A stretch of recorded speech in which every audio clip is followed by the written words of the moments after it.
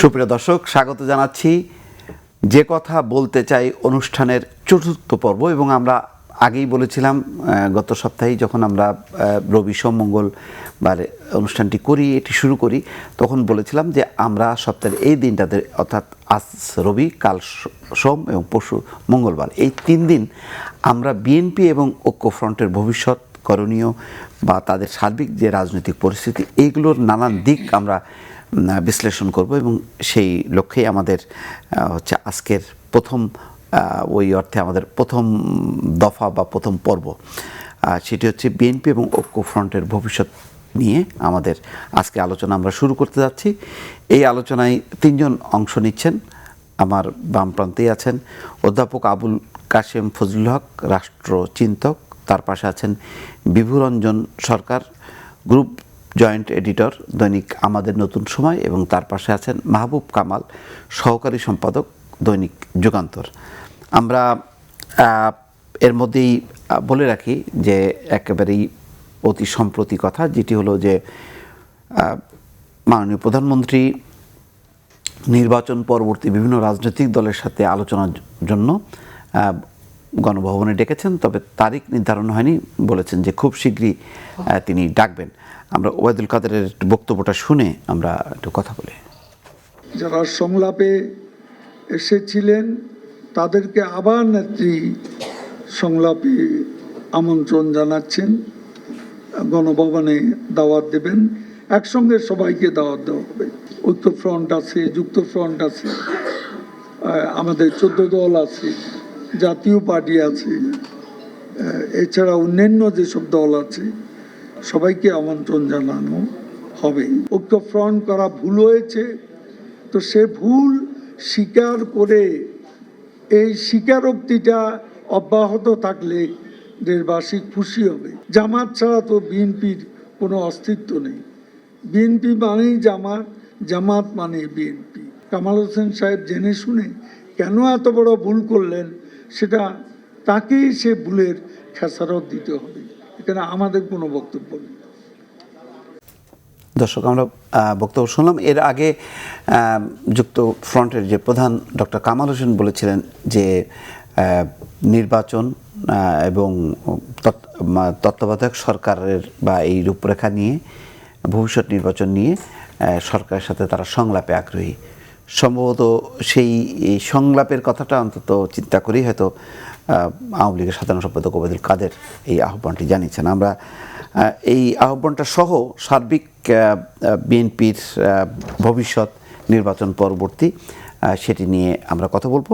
তবে জানিয়ে রাখি দর্শক, আপনারাও এই আলোচনায় যুক্ত হতে পারেন। আপনারা প্রাসঙ্গিক বিষয় সংক্ষিপ্ত করে আপনারা যদি প্রশ্ন করেন বা ছোট্ট করে মতামতটা দিন, আমরা খুশি হব। জি স্যার, আপনাকে দিয়ে শুরু করি।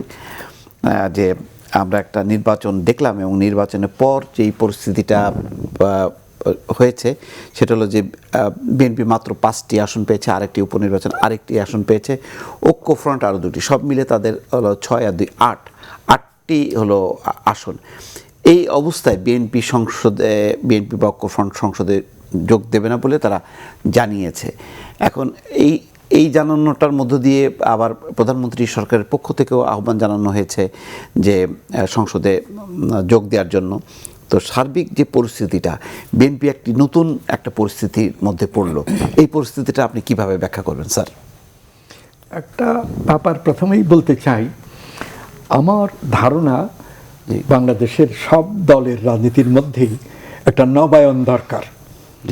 অশুভ বুদ্ধি কর্তৃত্ব করছে আমাদের রাজনীতিতে, শুভ বুদ্ধির কর্তৃত্ব চাই। অশুভ বুদ্ধি কর্তৃত্ব করেছে বলেই যে নির্বাচনটা হয়ে গেল, তা নিয়ে এত বেশি বিপরীত কথা। এর মধ্যে কেউ কেউ হয়তো সঠিক কথা বলছেন, কিন্তু সঠিক কথা মার খেয়ে যাচ্ছে নানান রকমের ক্রিয়া এবং প্রতিক্রিয়ায়। এই পটভূমি মনে রেখে আপনি যে প্রশ্নটা করছেন যে বিএনপি অথবা ঐক্যফ্রন্ট এখন কি করবে, বিএনপিকে অথবা ঐক্যফ্রন্টকে কোনো পরামর্শ দেওয়া আমাদের সমীচীন না। সমীচীন তখনই হয় যখন তারা চান পরামর্শ।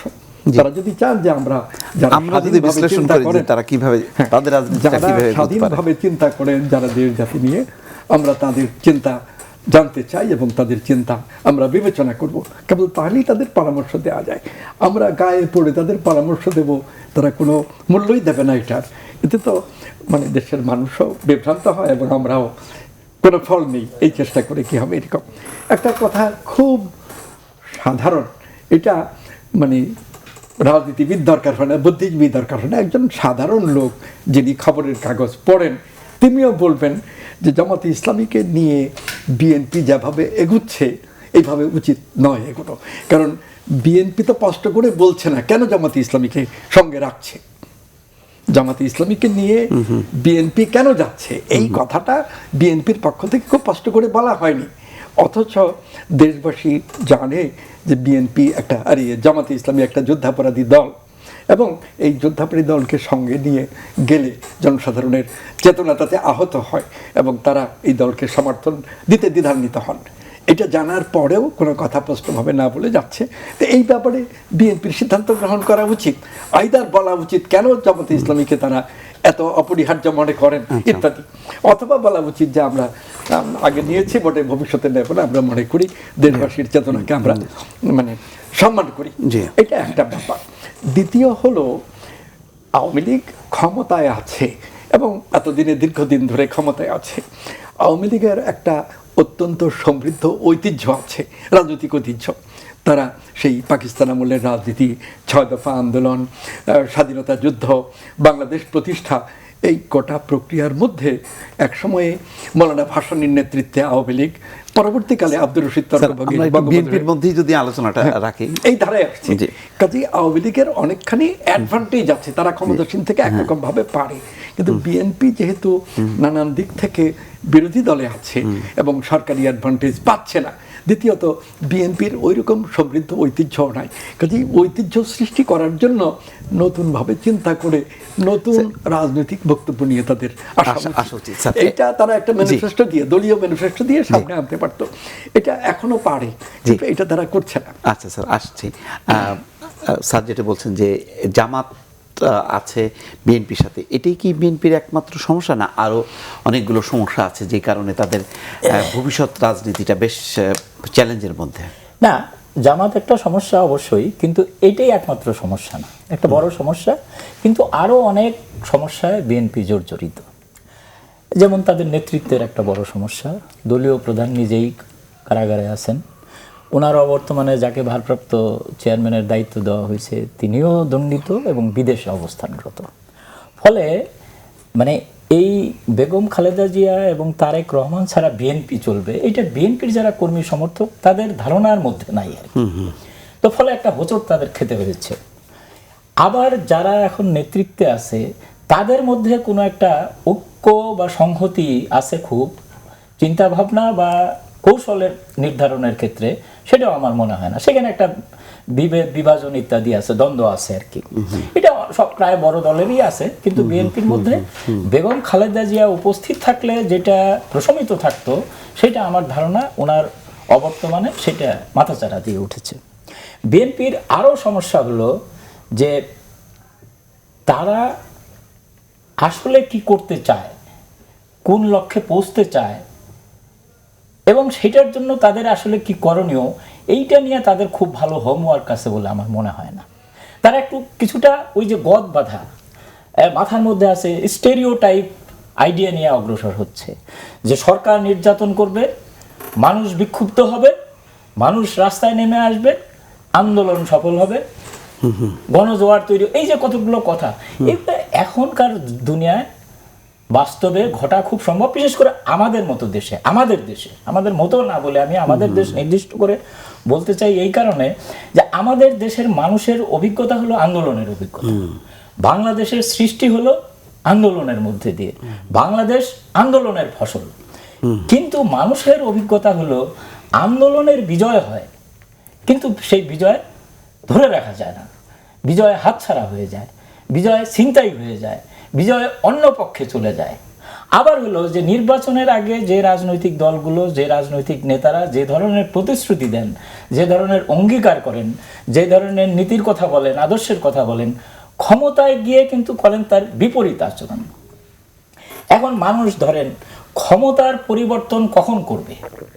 কখন মানুষ মরিয়া হয়ে উঠবে যে না এই শাসন আমরা অব্যাহত রাখতে চাই না, যখন সে নিশ্চিত হবে এর বিপরীতে এমন একটা শক্তি ক্ষমতায় আসবে যারা এই যে খারাপ কাজগুলো সেটার থেকে মুক্ত থাকবে, তারা মানুষের অধিকার প্রতিষ্ঠিত করবে, তারা প্রকৃত গণতন্ত্র প্রতিষ্ঠা করবে, সমাজের সর্বস্তরে রাষ্ট্র ব্যবস্থায় গণতন্ত্রায়নের প্রক্রিয়াই হবে, দুর্নীতিমুক্ত হবে, সুশাসন হবে, ইত্যাদি ইত্যাদি। কিন্তু এই বিশ্বাসটা মানুষের মধ্যে অর্জন করতে ব্যর্থ হয়েছে বিএনপি, কারণ মানুষ এই বিএনপির শাসনও দেখেছে। তাদের আমলেও কোনো সুশাসন ছিল না, মানুষ হাওয়া ভবন দেখেছে, বিদ্যুৎ দেওয়ার নামে খাম্বা দেখেছে, ইত্যাদি ইত্যাদি নানান ঘটনা। আর একটা বড় সংকট আছে বিএনপির, সেটা হলো যে মুক্তিযুদ্ধের পক্ষে বিএনপি তার অবস্থানটা পরিষ্কার করতে পারে না। যদিও এই দলের প্রতিষ্ঠাতা জিয়াউর রহমান একজন মুক্তিযোদ্ধা এবং তিনি যে খেতাব পেয়েছেন সেটা বঙ্গবন্ধুর দেওয়া, হ্যাঁ, কিন্তু এইটাকে ক্যাশ করে বিএনপি বেশি দূর যেতে পারে নাই। এই কারণে ওই যে মুক্তিযুদ্ধ বিরোধীদের সঙ্গে তাদের একটা সমঝোতা, ইভেন ধরেন যে যুদ্ধাপরাধীদের বিচার, বিএনপি এখানে কিন্তু তার অবস্থান পরিষ্কার করতে পারেনি এবং মানে এগুলো নিয়ে সমর্থন না বিরোধিতাও না, কিন্তু সেই জায়গাটাও কেমন জানে। এখন ধরেন 15ই আগস্টে বিএনপির জন্ম হয়নি, কিন্তু 15ই আগস্ট নিয়েও বিএনপি তার অবস্থান পরিষ্কার করতে পারেনি। তারা দৃঢ়তার সঙ্গে বলে না কখনো যে এই হত্যার রাজনীতি, হত্যা করে ক্ষমতা পরিবর্তনের রাজনীতি আমরা সমর্থন করি না, আমরা এর পক্ষে নাই। বরং দেখেন অস্পষ্টতা আছে, বরং তারা ক্ষমতায় এসে 21শে আগস্টের মতো ঘটনাও ঘটলো। আমি আসবো, এই প্রসঙ্গটাও আসবে আলোচনায় অবশ্যই। তার আগে একটা দর্শকের ফোন নেই। যে দর্শক, আপনার নাম বলুন এবং প্রশ্ন করুন। জি, আমি চট্টগ্রাম থেকে বলছি, আমি নাম বলতে চাচ্ছি না স্যার, মাফ করবেন। জি জি বলুন। আমার প্রশ্ন হচ্ছে স্যার, এখানে আলোচনা হচ্ছে নির্বাচন যে আলোচনা হচ্ছে সেগুলো হচ্ছে আমার তো আলোচনা পাই আছে। এখন আমার প্রশ্ন, জামাত যদি বিএনপির যদি জামাতের সাথে না থাকতেন তাহলে কি আমরা নির্ভয়ে ভোট দিতে পারতাম? আমরা তো ভোট দিতে পারি না, আমরা কি যে ভোটটা দিতে পারতাম? আমার সম্মানিত আলোচকদের সামনে গুরুত্বপূর্ণ একটা প্রশ্ন। জি, হ্যাঁ, সেটা একটা প্রশ্ন। ঠিক আছে, আপনি অতিথিরা নিশ্চয়ই জবাব দেবেন। ধন্যবাদ আপনাকে।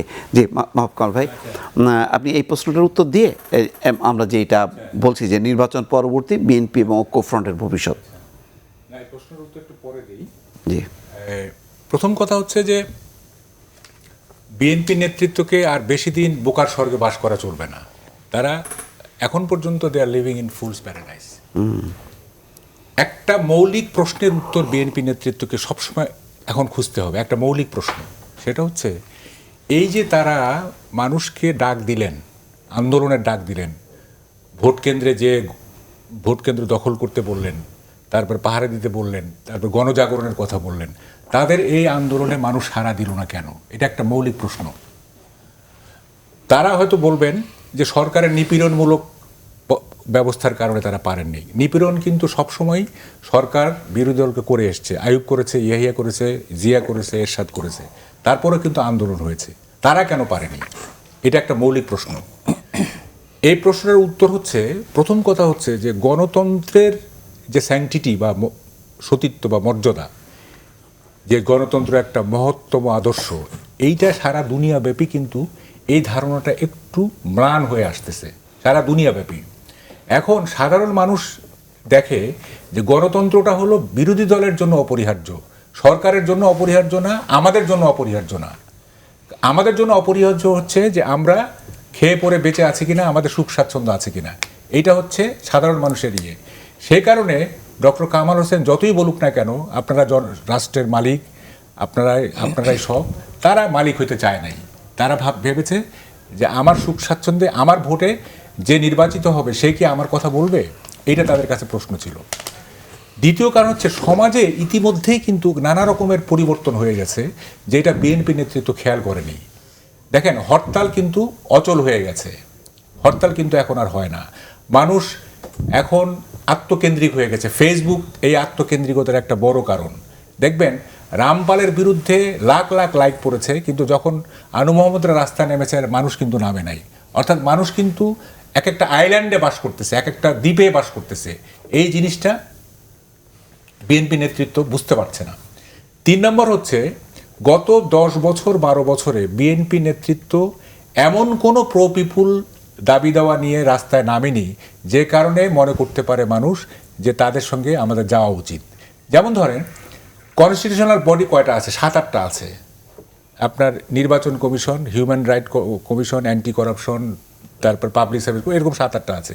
বিএনপি নেতৃত্ব কিন্তু শুধু একটারই সংস্কার চেয়েছে, সেটা হচ্ছে নির্বাচন কমিশন, কারণ এইটা সংস্কারের মধ্য দিয়ে ক্ষমতায় যাওয়া যাবে। হিউম্যান রাইট কমিশন যে একটা গুরুত্বপূর্ণ জিনিস, অ্যান্টি করাপশন কমিশন যে একটা গুরুত্বপূর্ণ, এটা কিন্তু তারা বুঝে গেছে। আমি একটা উদাহরণ হিসেবে বললাম, জনগণ কিন্তু তাদের প্রাণের দাবি বা তাদের হৃদয়ের দাবি, তাদের প্রাণের কথা বলছে বিএনপি, যে কারণে তারা ঝাঁপিয়ে পড়বে, এই ধরনের দাবি তারা দেখতে পারে নাই। একটু আপনাকে ইন্টারাপ্ট করি, যে দর্শকের ফোন আছে দুটি। যে দর্শক, আপনার নাম বলুন এবং প্রশ্ন করুন। আসসালামু আলাইকুম, আমি মাহবুব বলছি ঢাকা থেকে। জি, বলুন। আমি স্যারের কাছে ফজলুল হক স্যারের কাছে একটা প্রশ্ন রাখতে চাই, যে এখানে যে নির্বাচন আমাদের দেশে হয়েছে, সেই নির্বাচনে তো জনগণ অংশগ্রহণ করতে পারেনি। সেখানে দেখা যাচ্ছে যে প্রশাসনের লোক, আমরা নির্বাচন নিয়ে না, আমরা কিন্তু বিএনপির ভবিষ্যৎ নিয়ে আলোচনা করছি।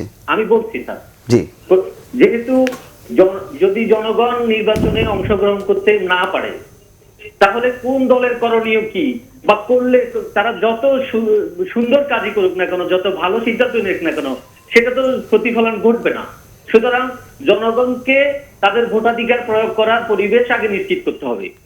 জনগণ তো ভোট দিতে পারে নাই, ভোট তো দিয়েছে প্রশাসনের লোক, ভোট দিয়েছে দলীয় লোকেরা। জি, পরিষ্কার আপনার কথাটা বুঝতে পেরেছি। ধন্যবাদ। জি, এর পরের প্রশ্ন। হ্যালো, জি, শুনতে পাচ্ছি ভাই। আসসালামু আলাইকুম। ওয়ালাইকুম আসসালাম। জি, বলুন। আমি মুস্তফা বলছি টাঙ্গাইল থেকে। জি জি, বলুন। আর আমার প্রশ্নটা হলো যে একটা ভালো নির্বাচন কি সুশাসনের অংশ কিনা? আচ্ছা, ঠিক আছে। ভালো নির্বাচন সুশাসনের অংশ কিনা? জি, আর কিছু? ওকে, ধন্যবাদ।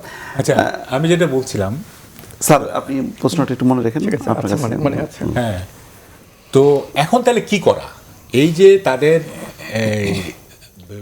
জনগণকে রাস্তায় নামার যে দাবি, সেটা যে বাউন্স করলো, এখন তাহলে কি করার কিন্তু অনেক কিছু আছে।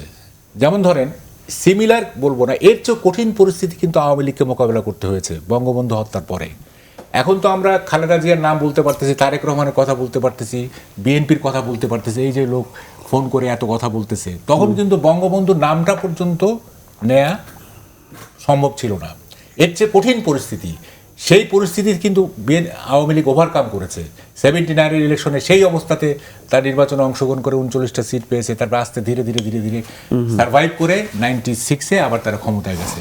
সুতরাং বিএনপি নেতৃত্বের হতাশ হওয়ার কিছু নাই। এর চেয়ে সিভিয়ার গ্রেভ সিচুয়েশন কিন্তু আগেও ছিল। যেমন ধরেন, বিএনপির এখন 8টা সিট, তাই না? 2093 সালে কিন্তু অপোজিশন ছিল 7টা, এবং সেই অপোজিশন আতাউর রহমান খানের নেতৃত্বে একটা ভালো ভূমিকা পালন করেছিল। সুতরাং 7টা 8টা কোনো ব্যাপার না। কথাটা হচ্ছে, এখন বিএনপির যেটা করণীয়, প্রথম করণীয় যেটা, সেটা হচ্ছে তাদেরকে পার্লামেন্টে বসতে হবে। এই যে সংলাপের কথা বলা হচ্ছে, সংলাপের জন্য সবচেয়ে উপযুক্ত জায়গা তো পার্লামেন্ট, তাই না?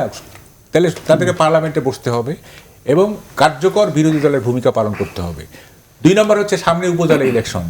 এখন সংগঠন যেভাবে বিক্ষিপ্ত হয়ে গেছে, তাদের বিভিন্ন ভাঙচুরের মধ্য দিয়ে যাচ্ছে, উপজেলা নির্বাচনের মধ্য দিয়ে তারা আবার নিজেদেরকে অর্গানাইজ করতে পারে, আবার তারা সাংগঠনিক কাঠামো দাঁড় করতে পারে।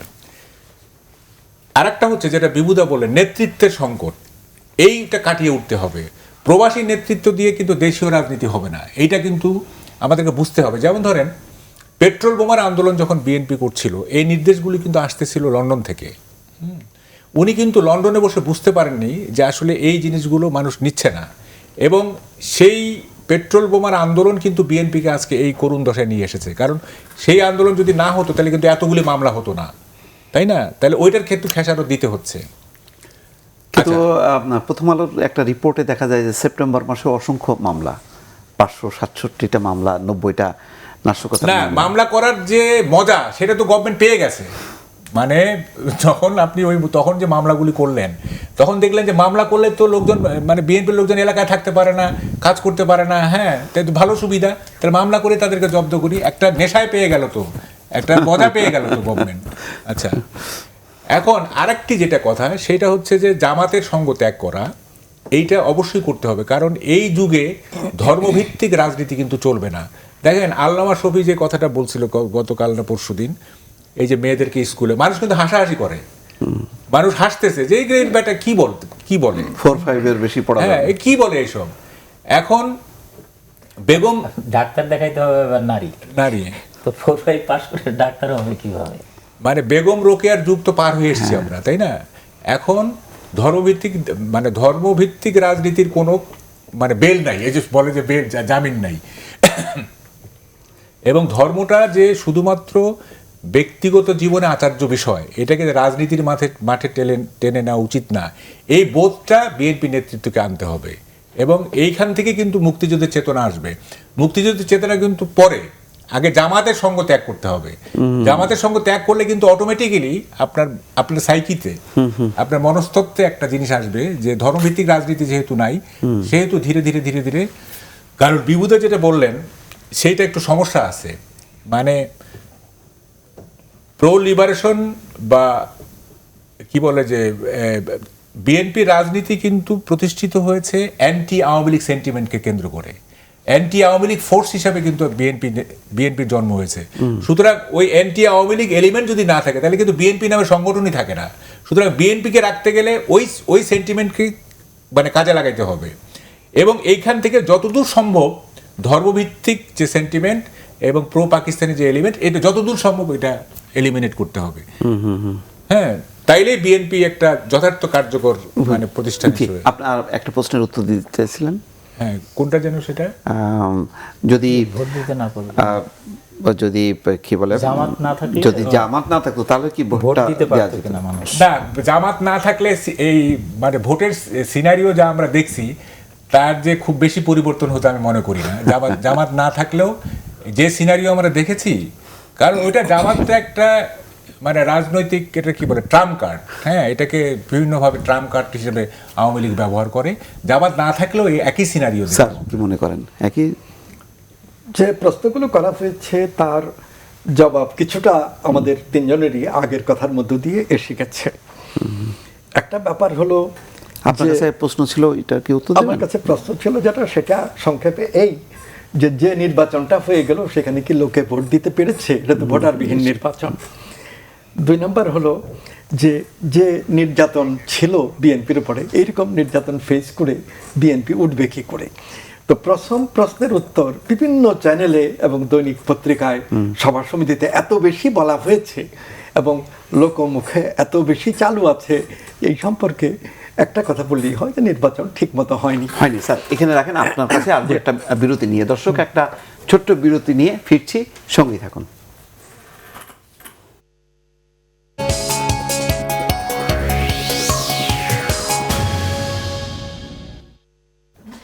সুপ্রিয় দর্শক, আবারও স্বাগত। যে কথা বলতে চাই অনুষ্ঠানে আমাদের অতিথি অধ্যাপক আবুল কাশেম ফজলুল হক, বিভুরঞ্জন সরকার এবং মাহবুব কামাল। আমরা শুরুতে একটা দর্শকের ফোন নিই।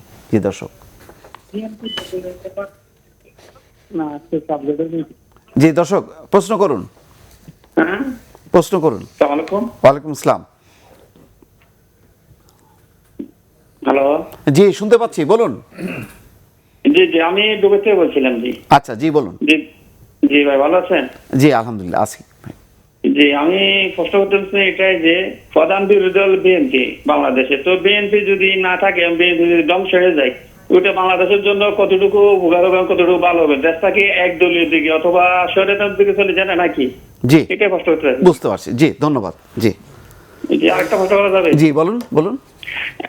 আমি আমার যে থানাতে আমি আছি, ওই সন্দীপ থানা আর কি, ওই থানা আমাদের 2008 সালে বিএনপি ছিল 86,000 ভোট পাইছে, আওয়ামী লীগ পাইছিল 35,000 ভোট। এবার দেখছি যে কি আওয়ামী লীগ পাইছে 1,62,000, বিএনপি পাইছে 31,000 ভোট। এটা কতটুকু গ্রহণযোগ্য দেশে এবং বিদেশে হলো আর কি, এটা একটু মন্তব্য জানতে ছিল। জি জি স্যার, আপনি আলোচনা করছেন। নির্বাচন নিয়ে অনেক প্রশ্ন হতে পারে, আরেকটাও নিয়ে নিই একসাথে। জি দর্শক, আপনার নাম বলুন, প্রশ্ন করুন। জি শুনতে পাচ্ছি।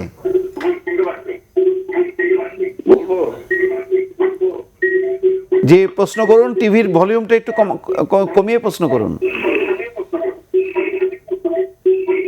আমার প্রশ্নটা হলো যে বিএনপিকে জামাত ছাড়তে বলতেছেন, জামাত ছেড়ে দিল, কিন্তু যদি জামাতকে আবার আওয়ামী লীগ নেবেন তার কি গ্যারান্টি আছে? তার কি গ্যারান্টি আছে? এটা গুরুত্বপূর্ণ প্রশ্ন। জি, ধন্যবাদ। কি প্রশ্ন করলেন শেষে? বলছে যে বিএনপিকে বলছেন যে জামাত ছাড়তে, কিন্তু জামাতকে যে আওয়ামী লীগ নেবে না তার কতটুকু গ্যারান্টি আছে? আচ্ছা, যে আলোচনাটা করছিলাম, অনেক প্রশ্ন আছে জনমনের, সব প্রশ্ন যে আমরা আলোচনা করতে পারবো তা না।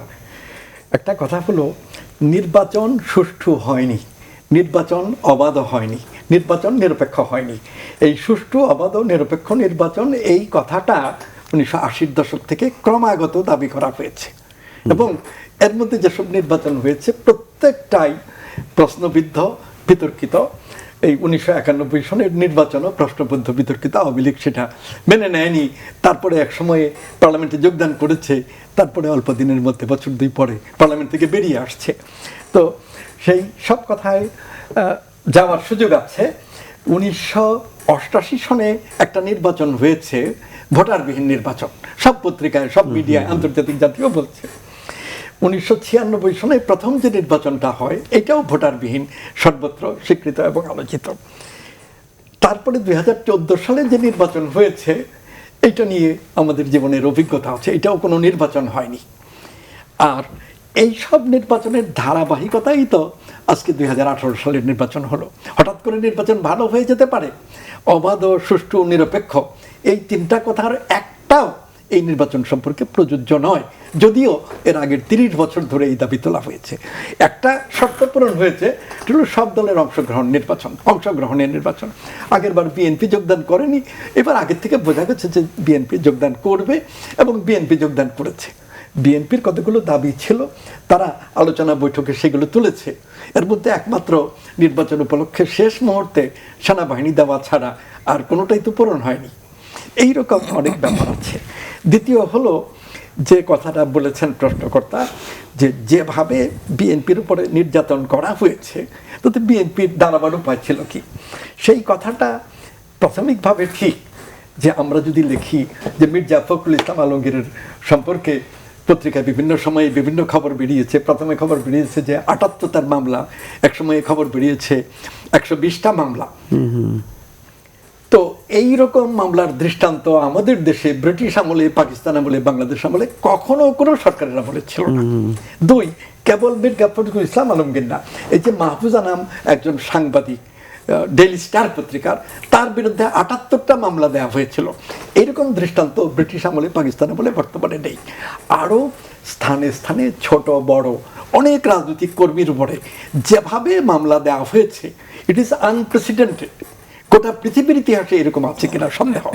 হিটলারের রাজত্বে, মুসলিনের রাজত্বে কি ছিল সেটা অনুসন্ধান করে দেখা যেতে পারে। হিটলার অসাধারণ জনপ্রিয় নেতা ছিলেন, কিন্তু শেষ পর্যন্ত করুণ, মুসলিনী অসাধারণ জনপ্রিয় নেতা ছিলেন, শেষ পর্যন্ত করুণ পরিণতিতে গেছেন। তাদের শাসন ব্যবস্থার মধ্যে অনেক কিছু অসাধারণ ভালো ছিল, কিন্তু একটা ব্যাপার খারাপ ছিল, যে they were absolute dictator, they were absolute despot, এবং মিলিটারি শক্তিকে তারা সর্বোচ্চ গুরুত্ব দিয়েছেন। এতে শুধু দেশ জয় করে তারা সন্তুষ্ট ছিলেন না, গোটা দুনিয়া জয় করতে চেয়েছিলেন। তা আমাদের দেশে এই যে মামলার দৃষ্টান্ত, মামলা ছাড়াও আরো নানান ধরনের নির্যাতন আছে। যেমন ঢাকা বিশ্ববিদ্যালয়ে কোনো নির্বাচন হলে সেখানে সরকারি দলের বাইরে নির্বাচিত হওয়ার কোনো সুযোগ আছে? এবং যারা সরকারি দল, তারা যে কাজকর্ম করে, আগে তো প্রতিবাদ ছিল যে এটা অন্যায় হয়েছে, কেউ প্রতিবাদ করতে সাহস করেন? তো বিশ্ববিদ্যালয়ের মতো ঢাকা বিশ্ববিদ্যালয়ের অবস্থা যেখানে এইরকম, সেখানে সারা দেশে কি অবস্থা ছিল সেটা ভাববার মতো বিষয়। আমি হিটলার মুসলিনীর নাম উল্লেখ করেছি, হিটলার মুসলিনীর অসাধারণ ভালো যোগ্যতা ছিল, এটা আমি স্বীকার করি, কিন্তু তাদের এমন কিছু মারাত্মক ত্রুটি ছিল যেটা তাদেরকে করুণ পরিণতিতে নিয়ে গেছে, গোটা মানব জাতিকে বিপর্যয়ের মধ্যে ফেলে দিয়েছে। বাংলাদেশে আজকে আমার অবজারভেশন অনুযায়ী জনগণ মনোবল হারা। জনগণ কি ভোট দিতে চেয়েছে? আমরা শুধু আওয়ামী লীগের কথা বলছি যে সরকার দিতে দেয়নি, জনগণের মধ্যে ভোট দেওয়ার কোনো আগ্রহ ছিল না। আমি নিজে ভোট দিতে যাই নাই, কারণ সকাল থেকে টেলিফোনে এটাতে ওইটাতে যেরকম খবর শুনেছি এবং আগের থেকে যেমন দেখে আসছি, তাতে আমার কোনো প্রবৃত্তি হয়নি ভোট কেন্দ্রে যাওয়ার। তো এটা তো শুধু আমার ব্যাপার না, ঢাকা বিশ্ববিদ্যালয়ের বহু শিক্ষক এরকম আছেন যারা যাননি ভোট দিতে, তো আরও নানান জায়গায় আছেন। এই সব ঘটনা আমি নিজেকে মনোবল হারা মনে করি না, বরং আমি যন্ত্রণা বোধ করি সারা দেশে মনোবল হারা অবস্থা দেখি।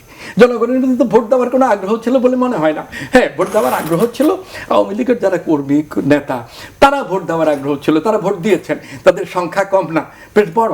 কিন্তু এর বাইরে সাধারণ মানুষ বলেও তো একটা কথা আছে, সবাই যে বিএনপি তা নয়, সবাই যে জামাত তাও নয়, সবাই যে মুক্তিযুদ্ধ বিরোধী তাও নয়, কিন্তু তাদের মধ্যে তো সেই রকম কোনো জাতীয় উচ্চাকাঙ্ক্ষা, এই জাতির মধ্যে শেরে বাংলা ফজলুল হকের নেতৃত্বকালে উচ্চাকাঙ্ক্ষা ছিল, মৌলানা ভাসানীর নেতৃত্বকালে উচ্চাকাঙ্ক্ষা ছিল, বঙ্গবন্ধুর নেতৃত্ব সময়ে সীমাহীন উচ্চাকাঙ্ক্ষা ছিল, এবং মুক্তিযুদ্ধ ইত্যাদি অনেক ঘটনার মধ্যে অর্জিত হয়েছে।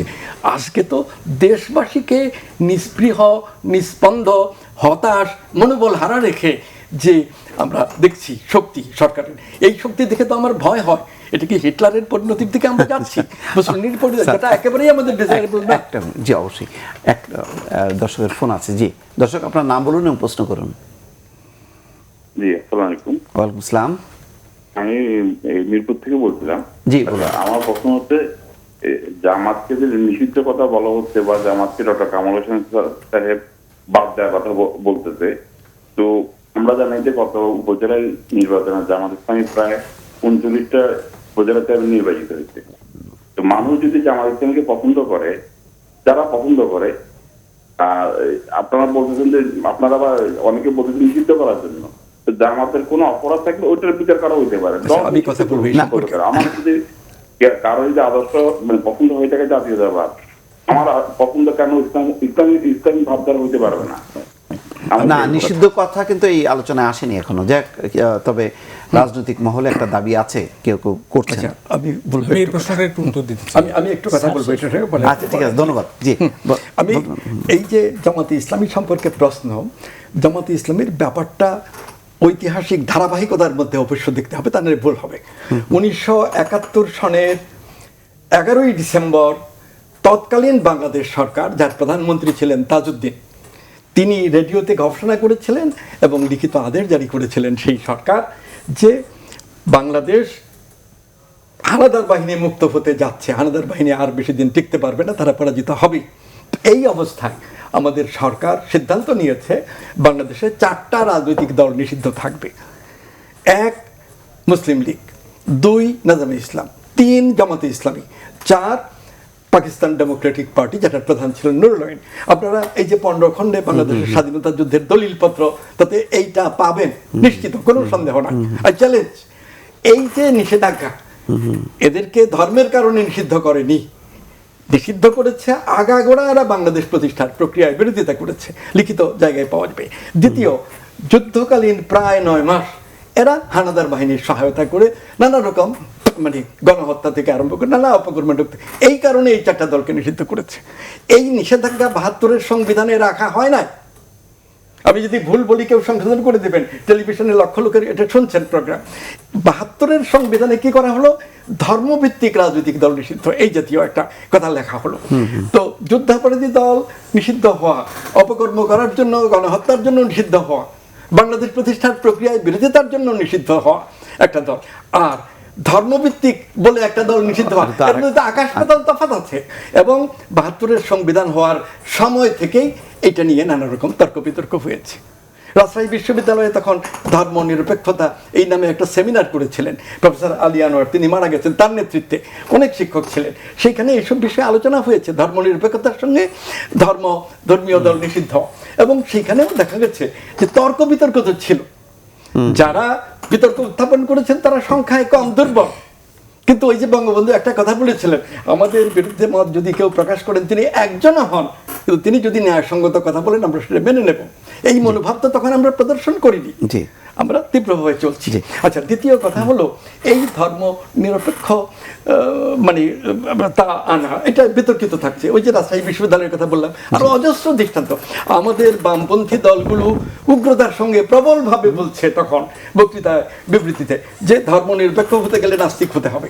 শেখ মুজিব কি নাস্তিক? তিনি কিভাবে ধর্ম নিরপেক্ষতা করবেন? এইসব কথা আমাদের ভুলে গেলে হবে না এত সহজে। এই যে বাস্তবতা, যেমন জামাত সম্পর্কে যে কথাটা হচ্ছে যে ওই যে 4টা দল নিষিদ্ধ, এই নিষিদ্ধ থাকলে সমস্যা ছিল না।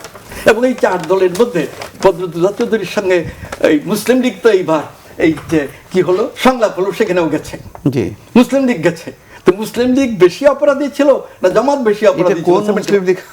যে মুসলিম লীগই হোক, সেখানে নামটা আছে। মুসলিম লীগ বলতে আইয়ুব খানের মুসলিম লীগ, এই যে খাজা খয়রুদ্দিনের মুসলিম লীগ, পশ্চিম পাকিস্তানের নেতা কি ছিলেন, সব মুসলিম লীগকে বোঝায়। মুসলিম লীগ আর কনভেনশন কতগুলি হ্যাঁ, কনভেনশন মুসলিম লীগ, কাউন্সিল মুসলিম লীগ, আরো মুসলিম লীগ ছিল, সব মুসলিম লীগকে বলেছি। কোন এক অংশ কেন? জি, বুঝতে কেন? সবগুলোই তো একই ছিল, এমনিতে ক্ষমতার লড়াইতে বিভিন্ন রকম। জি। তো যে কথাটা আমি বলে শেষ করতে চাই যে জামাতে ইসলামীকে বৈধ দল রেখে আওয়ামী লীগের নেতারা, সরকার, স্বয়ং প্রধানমন্ত্রী যে ভাষায় কথা বলছেন, অনেক সময় সেটা অবৈধ। একটা বৈধ দল রেখে তার সম্পর্কে ওই ভাষায় কথা বলা যায় না। জামাতে ইসলামী দুর্বল, সে মামলা করার ক্ষমতা নাই, জনপ্রিয়তাও তার নাই, যুদ্ধাপরাধী দল, সেজন্য সে পারছে না। কিন্তু আইনের দৃষ্টিতে আজকে ওবায়দুল কাদের কিংবা স্বয়ং প্রধানমন্ত্রী শেখ হাসিনা এমন কথা কখনো কখনো বলছেন যা এই বৈধতার সীমা অতিক্রম করে। এখন কথা হলো যে এই জামাতে ইসলামী নিয়ে বিএনপি চলছে। জামাতে ইসলামী যে নিষিদ্ধ দল ছিল, একটা সময় তো ছিল, এই 70 মানে 3 আর কি বলে 72 কনস্টিটিউশন রাখে, এই নিষিদ্ধ দলকে কারা সামনে আনছে, কেন আনছে? এটা শুধু জিয়াউর রহমানকে গালিগালাজ করলে তো সমাধান হবে না সমস্যা। আমাদের সত্যনিষ্ঠ হতে হবে। জামাতে ইসলামীটাকে রাজনীতির মাঠে রেখে রাজনীতি করার চেষ্টা করছে কোনো দল। জি, এটা সঙ্গে নেওয়া কেন? আওয়ামী লীগে বদরুল হাসান চৌধুরী যখন রাষ্ট্রপতি ক্যান্ডিডেট হন, তিনি ওই গোলাম আজমের কাছে ভোট চাইতে না গিয়ে দোয়া চাইতে গেছেন না? ভোট চাইতে যান না, কিন্তু তিনি দোয়া চাইতে চেয়েছেন, আমি রাষ্ট্রপতি পদে দাঁড়াচ্ছি, আপনার দোয়া চাই। সব পত্রিকায় উঠছে না? আমাদের মুনতাসির মামুন, বিখ্যাত ইতিহাসবিদ এবং বুদ্ধিজীবী, তিনি তখন পত্রিকায় লিখেছিলেন জাতীয় ঐকমত্যের প্রার্থী পাওয়া গেছে, ব্যঙ্গ করে লিখছিলেন যে গোলাম আজম জাতীয় ঐকমত্যের, আওয়ামী লীগের প্রতি ব্যঙ্গ নির্দেশ করেছেন। তো এইরকম আরো ঘটনা আছে। এই যে নির্বাচনগুলো হয়েছে কোনো সঙ্গে যাওয়া গেছে, কিন্তু বিএনপি যেভাবে জামাতে ইসলামীকে ধরেছে এবং যেভাবে বিএনপির বক্তব্য জামাতে ইসলামীর বক্তব্যের মতো, এই নিয়ে তো বিএনপি পাস করতে পারে না, ইলেকশনে সুবিধা করতে পারে না। এক সময় পরে থাকতে পারে, তখন তো জিয়াউর রহমান জামাতকে এইভাবে নেননি, খালেদা জিয়াও নেননি, কিন্তু এখন যেভাবে গেছে এটাতে পারতে পারে না। হ্যাঁ, মানে এই যে কথাগুলো, প্রশ্নগুলো আমাদের দর্শক শ্রোতাদের কাছ থেকে আসছে, তার সঙ্গে তো আমাদের দ্বিমত বা ভিন্ন মত প্রকাশের সুযোগ কম। কিন্তু রাজনীতিতে বাস্তবতা বলে একটা কথা আছে। নির্বাচন ভালো হয়েছে কি খারাপ হয়েছে, সেটার থেকে বড় বাস্তবতা হলো আওয়ামী লীগ ক্ষমতায় ফিরে এসেছে এবং বিএনপি শোচনীয়ভাবে পরাজিত হয়েছে। এখন বিএনপি কি করবে না করবে, আসলে এটা বিএনপির সিদ্ধান্তের ব্যাপার। একটা রাজনৈতিক দল হিসাবে নিশ্চয়ই তার একটা হিসাব নিকাশ আছে, কিন্তু নাগরিকদেরও উপরে কিন্তু এই দলের প্রভাব পড়ে। বিএনপি দীর্ঘদিন ক্ষমতায় ছিল এবং আবার তারা ক্ষমতায় যাওয়ার জন্য তৎপর এবং প্রত্যাশী। তো এই রকম একটা দলের নীতি কৌশল অন্য মানুষকেও কিন্তু প্রভাবিত করে। তারা যখন ভুল করে, অর্থাৎ তারা যখন ওই যে কি বলে অগ্নি সন্ত্রাস বা ইত্যাদি ইত্যাদি এগুলো করে, এটা তো খালি বিএনপির সমর্থকরা তাতে ক্ষতিগ্রস্ত হয়, গোটা দেশ ক্ষতিগ্রস্ত হয়, গোটা দেশ ক্ষতিগ্রস্ত হয়, সাধারণ মানুষ ক্ষতিগ্রস্ত হয়। কাজে রাজনৈতিক দলের আসলে ওই যে বিএনপির যে হিসাবটা কি, আমি ব্যক্তিগতভাবে মনে করি যে তারা রাজনৈতিক কৌশলের অঙ্কে কাঁচা, যার জন্য তারা এই ডাহা ফেল করছে। তারপরে জামাত নিয়ে যে কথাটা বলা হচ্ছে, এগুলো একটা হলো মানে আমি কি বলবো, এটা হলো যে এক ধরনেরই আর কি, যে আওয়ামী লীগ কেন এটা করে নাই, আওয়ামী লীগ কেন নিষিদ্ধ করে নাই, আওয়ামী লীগ কি করে সেটা ধরে তো আমি চলবো না, আমি কি করি সেটা হলো বড় কথা।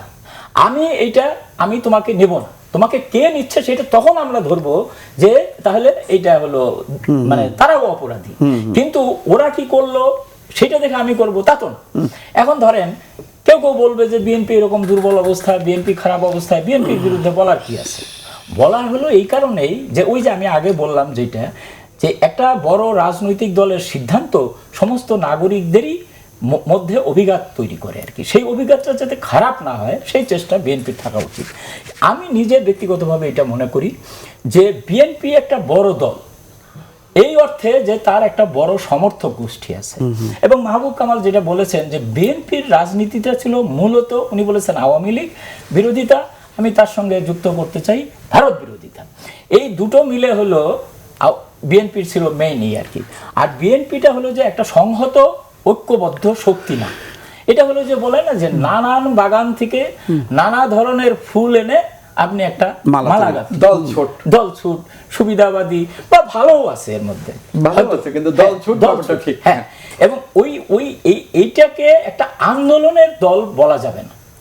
আওয়ামী লীগ হলো যেভাবে জন্ম নিয়েছে, যেভাবে বেড়ে উঠেছে আন্দোলনের মধ্যে দিয়ে, বিএনপি সেই রকম একটা দল নয়।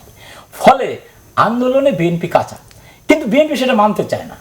তারা আন্দোলনের কথা বলে, কোনো রেকর্ড নাই, কোনো একটা রেকর্ড দেখানো যাবে না যে বিএনপি প্রতিষ্ঠিত হওয়ার পর বা বিরোধী অবস্থায় থাকার পরে কোনো একটা আন্দোলন করে তারা সফল হয়েছে। একটা কিন্তু বলা যাবে না যে এই করে দাবি করে, কিন্তু আওয়ামী লীগ কিন্তু সেটাতে অ্যাচিভ করেছে। তত্ত্বাবধায়ক সরকারের দাবি করে তারা সেটা অ্যাচিভ করেছে, আবার তারা ক্ষমতায় এসে তাদের অনুযায়ী সেটা তারা বাতিলও করেছে। কিন্তু বিএনপি কিন্তু সেটা আর ফিরিয়ে আনতে পারছে না, সেই জায়গায় যেতে পারছে না। তার মানে কি? তার মানে ওই যে বললাম যে হিসাবে কিছু গোলমাল আছে। বিএনপিকে এই হিসাবটা মেলানোর চেষ্টা করতে হবে। তাকে প্রচলিত ধারায় বা ওই যে একটা সেট আইডিয়ার ধারা থেকে বের হয়ে আসতে হবে। তাকে কিছু না কিছু আস্থা বিশ্বাসের জায়গায় মানুষকে নিয়ে যেতে হবে। তার ট্র্যাডিশনাল যে রাজনীতি সেখান থেকেও তাকে বেরিয়ে আসতে হবে। মানুষ আওয়ামী লীগ বিরোধিতা পছন্দ করে, মানুষ ভারত বিরোধিতা পছন্দ করে, কাজেই আমি সেটার সঙ্গে থাকবো, এইরকম করলে কিন্তু আসলে রাজনীতিতে জায়গা খুব দৃঢ় করা যাবে বলে আমি মনে করি না। আমি ওই দর্শকের প্রশ্নটার উত্তর দিতে চাই। উনি বললেন যে 39টা তো জামাতের ক্যান্ডিডেট উপজেলা চেয়ারম্যান হয়েছিলেন। এইটা আমার কথাটা একটু তাত্ত্বিক হয়ে যেতে পারে, এটা একটা প্যারাডক্স। হ্যাঁ, যে আসলে গণতন্ত্র কি একেবারে নিরঙ্কুশ একটা ভালো সিস্টেম? এটা কিন্তু একটা প্যারাডক্স। যেমন গণতন্ত্রের বিরুদ্ধবাদীরা কিন্তু বলে, যেমন এক গণতন্ত্রের বিরুদ্ধবাদী বলছে যে সূর্য পূর্ব দিকে উঠে না পশ্চিম দিকে উঠে এটা নির্ণয় করার জন্য যে ভোট, তার নাম হচ্ছে গণতন্ত্র। আর প্লেটো এর চেয়ে সুন্দর কথা বলছে যে এক সমুদ্রে একটা জাহাজ, ঝড় উঠলো, এখন কোন দিকে যাবে জাহাজ এইটা নির্ধারণ করার জন্য কি যাত্রীদের ভোট না হবে নাকি ক্যাপ্টেন এটার নির্দেশ দিবে? উনি বলছেন এই মুহূর্তে ক্যাপ্টেন বলবে যে কোন দিকে দিক পরিবর্তন করবে, সুতরাং ভোট দিয়ে এখানে দিক পরিবর্তন হবে না। তো এই গণতন্ত্রের কিছু কিন্তু দুর্বলতা আছে, এবং যে কারণে দেখেন সাইদির মতো লোক এমপি হয়ে যায়, স্যার বললেন হিটলারের মতো লোক নির্বাচিত হয়, মুসোলিনির মতো লোক নির্বাচিত হয়, গণতন্ত্রের এই দুর্বলতাগুলো কারণে। এবং আমাদের দেশে যে বাই অ্যান্ড লার্জ যেহেতু মানুষ অশিক্ষিত, সেখানে কিন্তু গণতন্ত্রের দুর্বলতা আরও বেশি প্রকট আকার ধারণ করে। তো এই যে গণতন্ত্রের দুর্বলতা, সেটার মধ্য থেকে কিন্তু আপনার মাহাথির মোহাম্মদের জন্ম, এটার মধ্য থেকে কিন্তু লীগ ওয়ানের জন্ম। হ্যাঁ, ওরা যে লিমিটেড ডেমোক্রেসি চালু করলো, কি কারণ চালু করলো? দেখলো যে গণতন্ত্র করলে এটার মধ্যে নানা রকম প্রবলেম হতে পারে, এভিল ফোর্স ইলেক্টেড হয়ে আসতে পারে। এবং আমাদের দেশে তাই হয়েছে। তো আপনি দেখেন 91-এর নির্বাচনে ওই সময়ে বিএনপি কতটা সিট পেয়েছিল? প্রায় 91-এ না 147টা। না জামাতের কথা বলি। 17 না 17 জামাত নামে আসেও নাই। জামাত 91-এর জামাত নামে না না, তিনটা কি চারটা ছিল? ওটা না, চারটে হলো 96 ও হ্যাঁ, যাই হোক, 17টা ছিল। 18টা ছিল, 18টা। অর্থাৎ এবং এত বড় গণ অভ্যুত্থানের পরেও জামাত 18টা সিট পেয়ে গেল। এবং এর পরবর্তীতে আমরা দেখছি জামাতের ক্যাডার সাইদির মতো লোক এমপি হয়ে গেছে। সুতরাং একেবারে ক্লাসিক্যাল গণতন্ত্র আমাদের দেশে চলবে কিনা এইটা কিন্তু একটা বিতর্ক হতে পারে আমি মনে করি। এবং দেখেন এই মানুষ কিন্তু ওই দিকে ধীরে ধীরে যাচ্ছে, মানুষ কিন্তু উন্নয়নকে বেশি প্রেফার করতেছে। এই জিনিসটা আপনারা খেয়াল করছেন কিনা জানি না, যে এই যে গণতন্ত্রের ডাক ব্যর্থ হলো, এই যে মানুষকে আহ্বান জানানোর যে ব্যর্থ হলো, এটার পেছনে কি শুধুই কি বলে যে অন্য কোনো কারণ না, এই কারণটাও একটা মানে কারণ হিসেবে ব্যবহার হয়েছে। সুতরাং আমি মনে করি যে আপনার জামাতের যে ব্যাপারটা, এইটা সিরিয়াসলি দেখতে হবে ওই পয়েন্ট অফ ভিউ থেকে, যে গণতান্ত্রিক চেতনার কারণে তাকে সব সুবিধা দেওয়া হবে, এইটা ঠিক না। তাছাড়া তাদের তো একটা বড় ধরনের ক্রাইম আছেই। 71-এ তো তারা জেনোসাইড করেছে। 71-এ যে আমি গণতন্ত্রের কথা বাদই দিলাম, হ্যাঁ, 71-এ যে তারা জেনোসাইড করেছে, আমাদের স্বাধীনতার বিপক্ষে অবস্থান নিয়েছিল, সেটার একটা দায় আছে না? সেটার জন্যই তো সব কথা, তাই না? এবং স্যার একটা মূল্যবান কথা বলছেন, সেটা হলো যে মানে ধর্মভিত্তিক দল মানেই যে জামাত তা না। ধর্মভিত্তিক, এখানে ধর্মভিত্তিক মানে দল থাকতে পারে, কারণ ধর্ম তো একটা আদর্শ, ধর্ম একটা আদর্শ, এবং অনেকেই হযরত মুহাম্মদ সাল্লাল্লাহু আলাইহি সাল্লামকে একজন মানে রাজনৈতিক নেতাও মনে করেন, সমাজ আসলেও রাজনৈতিক নেতা ছিলেন তিনি, সমাজ সংস্কারকও মনে করেন, রাষ্ট্র প্রতিষ্ঠা করেছিলেন তিনি, রাষ্ট্রপ্রধান ছিলেন, তাই না? তার মদিনা সনদ তো এখনো বিখ্যাত। তো ফলে আপনার ধর্মভিত্তিক চিন্তা কেউ করতে পারে, কিন্তু সে আপনার কি বলে ক্রাইম করেছে কিনা, সে ফৌজদারি অপরাধ করেছে কিনা, সে তার মধ্যে মানে ক্রিমিনাল কোনো রেকর্ড আছে কিনা, সেইটা হচ্ছে বড় কথা। সেই দিক থেকে জামাতকে অন্যান্য মানে ধর্মভিত্তিক দলের মতো বিবেচনা করলে চলবে না, তাকে দেখতে হবে, আলাদাভাবে দেখতে হবে। এখন যে কথাটা একটু বলি, এক লাইনে স্যার, মানে আমরা জামাত সম্পর্কে কথা বলছি এই কারণে যে আওয়ামী লীগ বিএনপির প্রশ্ন না, গোটা জাতির প্রশ্ন। জামাতকে নিয়ে যেভাবে আমাদের রাজনীতি দীর্ঘদিন ধরে আবর্তিত হচ্ছে, এটা গোটা জাতীয় রাজনীতির ক্ষতির কারণ। এখন এখানে আরেকটা কথা বলি, যখন 79 নির্বাচন হয় তখন জামাত গুরুত্বপূর্ণ ছিল না, তখন মুসলিম লীগই গুরুত্বপূর্ণ ছিল, এবং মুসলিম লীগ বেশ কয়েকটা সিট নিয়ে ন্যাশনাল অ্যাসেম্বলিতে এসেছিল, এবং খান আব্দুল সবুর খান খুলনার, তিনি খুলনা জেলার 3টা আসন থেকে বিপুল ভোটাধিক্যে জিতে ন্যাশনাল অ্যাসেম্বলিতে আসছিলেন। এই যে এখানে কিন্তু গণতন্ত্রের যে লুফলস আছে দেখেন। আচ্ছা, মানে অথচ সবুর খান সম্পর্কে এই কথা সন্দেহাতীতভাবে আমি জানি যে তিনি আত্মহত্যা করার অ্যাটেম্প নিয়েছিলেন, স্লিপিং পিল বা কোনো ওষুধ খেয়ে। ছাত্রলীগের ছেলেরা তাকে ধরে তাড়াতাড়ি করে ইয়েতে নিছে, হসপিটালে নিছে। কেন? যে এই বেটাকে এইভাবে মরতে দেব না, তাকে শাস্তি দিয়ে মারবো। তো হসপিটালে নিছে, তখন হসপিটালে এই বৃদ্ধ লোকটাকে ওয়াশ টাশ করে বাঁচিয়েছে। তখন তো আর এটা ছাত্রলীগের হাতে থাকেনি, তখন এটা জেলে টেলে চলে গেছে। সবুর খান নিয়ে আরও অনেক কথা আছে। সেই সবুর খান 3টা আসনে বিরাট ভোটাধিক্যে জিতে আসছে ন্যাশনাল অ্যাসেম্বলিতে। মুসলিম লীগ পার্লামেন্টারি পার্টির নেতা ছিলেন তিনি, সেই সময় মারা যান, এবং ন্যাশনাল অ্যাসেম্বলির প্রেমিসের মধ্যে তার কবর আছে, জিয়াউর রহমান কবর থেকে অল্পটুকু দূরে। এগুলো আমাদের ঐতিহাসিক মানে কি বলে কষ্ট, যে এরকম কেন হবে আমাদের, কিন্তু এই কষ্ট সহ্য করে তো আমরা এগুচ্ছি। এই জামাতের প্রশ্নটা এই জন্য আসছে, এইটাই হচ্ছে গণতন্ত্রের লুফল। গণতন্ত্রের লুফল, এবং গণতন্ত্র কারা কিভাবে ডিফাইন করে সেটার উপরে নির্ভর করে। গণতন্ত্রের তো কোনো অ্যাবস্ট্রাক্ট চিরন্তন ডেফিনেশন নাই, ইটস এ ডেভেলপিং আইডিওলজি। এখন আমাদের তো এটা গণতন্ত্র আর নাই, ইট হ্যাজ বিকাম নির্বাচনতন্ত্র। নির্বাচনের বাইরে গণতন্ত্রের অন্য বিষয়গুলো সিভিল সোসাইটি অর্গানাইজেশন কিছুটা আলোচনা করে। ধন্যবাদ স্যার, ধন্যবাদ অধ্যাপক আবুল কাশেম ফজল হক, বিভূরঞ্জন সরকার এবং মাহবুব কামাল। আমাদের এই আলোচনা আসলে যদিও বিএনপি ও ঐক্যফ্রন্টের ভবিষ্যৎ নিয়ে আলোচনা, কিন্তু প্রাসঙ্গিকভাবে অনেক বিষয়গুলো এসছে এবং অবশ্যই সেই আলোচনাগুলো গুরুত্ব বহন করে।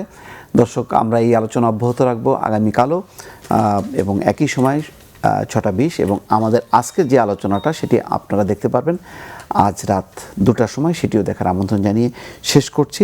ভালো থাকুন, সুস্থ থাকুন সবাই।